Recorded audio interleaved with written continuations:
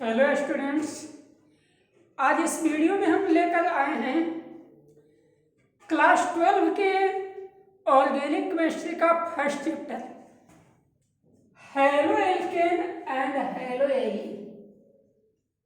Halo alkane and hello allene.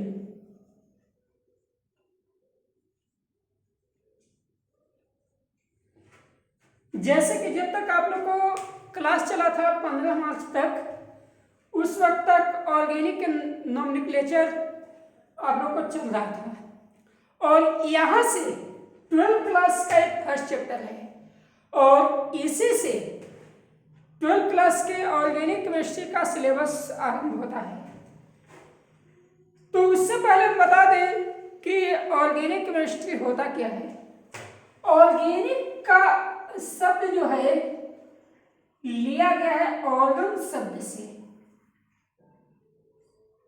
Organ शब्द से लिया गया है ऑर्गेनिक। ऑर्गन का मतलब होता है वैसे पार्ट्स जो जीव शरीर से प्राप्त किए गए हैं। मतलब कि जीव शरीर से प्राप्त किए जाने वाले जितने भी पार्ट्स हुए उन्हें ऑर्गन्स कहा गया और ऑर्गन से बनने वाले जो रसायन हुए वो कहा है ऑर्गेनिक। तो उन्हीं रसायनों के बारे में जिस केमिस्ट्री के अंतर्गत पढ़ते हैं, अध्ययन करते हैं, उसे ऑर्गेनिक केमिस्ट्री कहा जाता है। तो ऑर्गेनिक केमिस्ट्री के अंतर्गत सबसे फर्स्ट चैप्टर है हेलो एल्केन एंड हेलो एलीन। तो फर्स्ट में हमें जानना है कि हेलो एल्केन, इसके बाद हेलो एलीन के बारे में बताएंगे। हेलो एल्केन शब्द जो है लिया गया है एल्केन से। सब कोई जानते हैं 11 क्लास में हेलो एल्केन जो है सो RH होता है। मतलब कि जब किसी एल्काइल ग्रुप से एक हाइड्रोजन परमाणु जुड़ा रहे तो संपूर्ण ग्रुप होता है एल्केन और इसी एल्केन से एक हाइड्रोजन परमाणु को किसी भी हैलोजन के द्वारा प्रतिस्थापित कर दिया जाए तो एक नया कंपाउंड प्राप्त होता है RH। इसी RH को कहा जाता है हेलो एल्केन। तो सबसे पहले हम जानना चाहेंगे कि हेलो एल्केन जो है हैलोजन परमाणु जो है वो कौन कौन होते हैं, किस प्रकार से होते हैं। तो सब हैलोजन के बारे में सबसे फर्स्ट में बताना चाहेंगे कि हैलोजन जो है वो दो शब्दों से बना है, हैलो प्लस जन।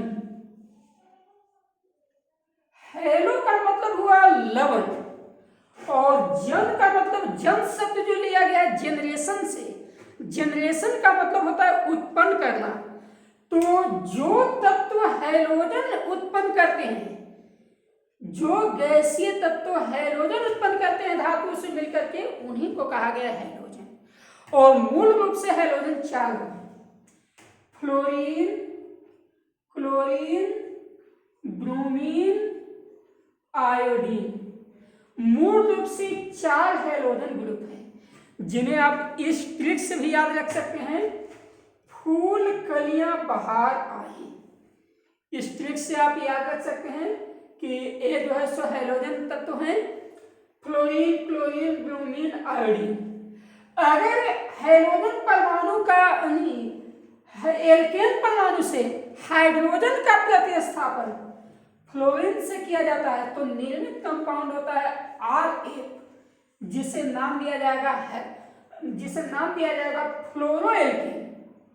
यदि हाइड्रोजन का प्रतिस्थापन क्लोरीन से हो तो होता है RCl, जिसे कहते हैं क्लोरोएल्केन।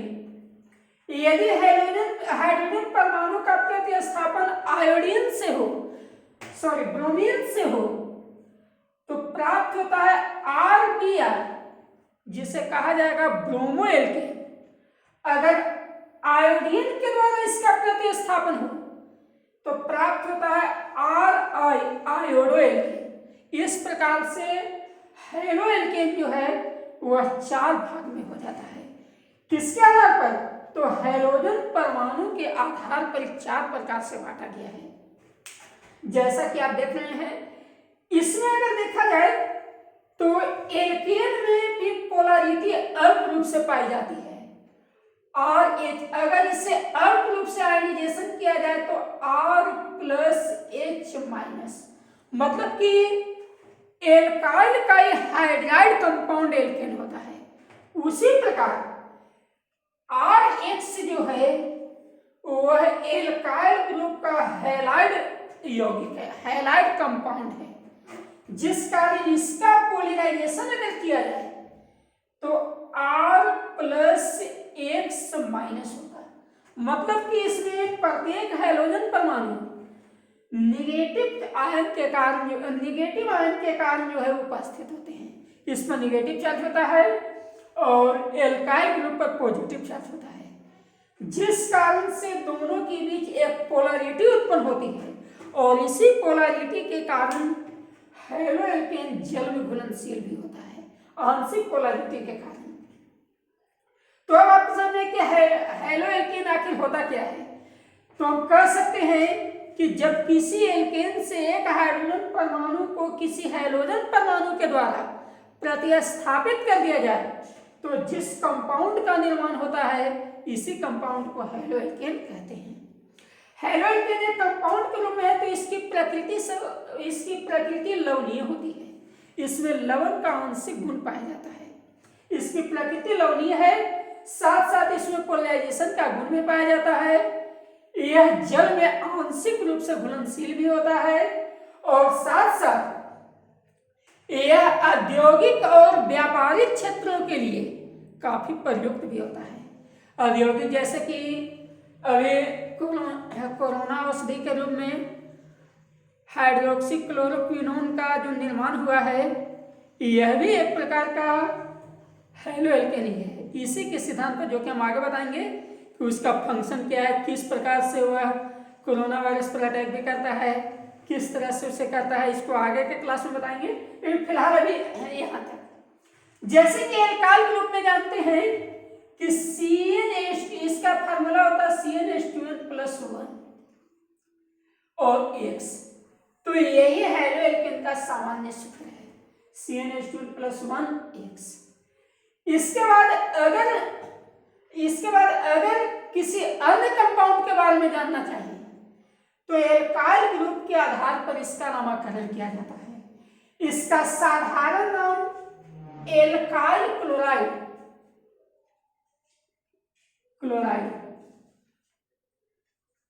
और इसका IUPAC नेम जो है हैलोएल्केन होता है। तो थोड़ा नामकरण में भी देख लें कि इसको आखिर नामकरण किस प्रकार से किया जाता है। एक एग्जांपल लेते हैं, जैसे एक कंपाउंड है C4H9Cl, तो इससे तो हम देखते ही पता चल गया कि यह जो है सो हैलोएल्केन का क्लोरो में उत्पन्न है, मतलब कि यहाँ हैलोजन परमाणु क्लोरीन है और इसमें एल्काइल ग्रुप जो है ब्यूटाइल है। तो अगर हम जनरल नेम इसको बताना चाहें तो जनरल नेम होगा ब्यूटाइल क्लोराइड।